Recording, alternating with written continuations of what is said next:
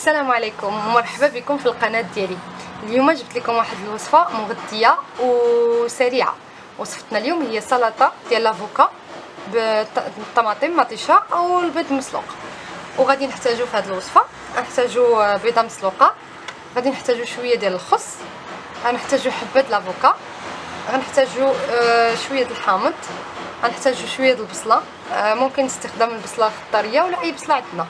غنحتاجو كذلك حبه ديال الطماطم. في التوابل غادي نحتاجو الملحه، الابزار، شويه القرفه، وما نساوش شويه ديال زيت العود.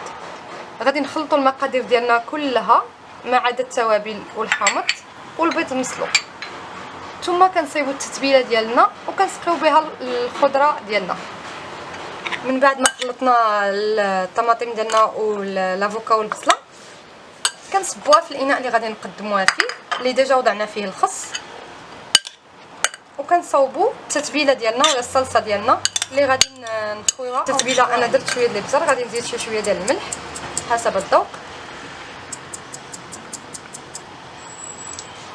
ونزيدوا القرفه ديالنا، وغادي نعصروا شويه ديال الحامض. كنخلطوا التتبيله ديالنا مزيان وكنصبوها فوق السلطه ديالنا.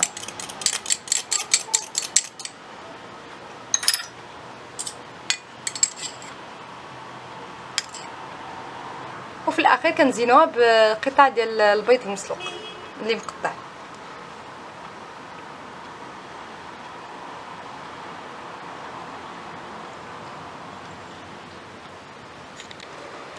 وها هو الطبق ديالنا من بعد ما كيوجد.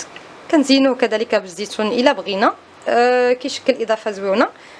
كنتمنى هذا الطبق ينال الاعجاب ديالكم، والا عجبكم ضغطوا على جيم او لايك الفيديو، واشتركوا في القناه عبر الضغط على الزر الاحمر اسفل الشاشه للتواصل بكل جديد. والى اللقاء في وصفه جديده من وصفاتي.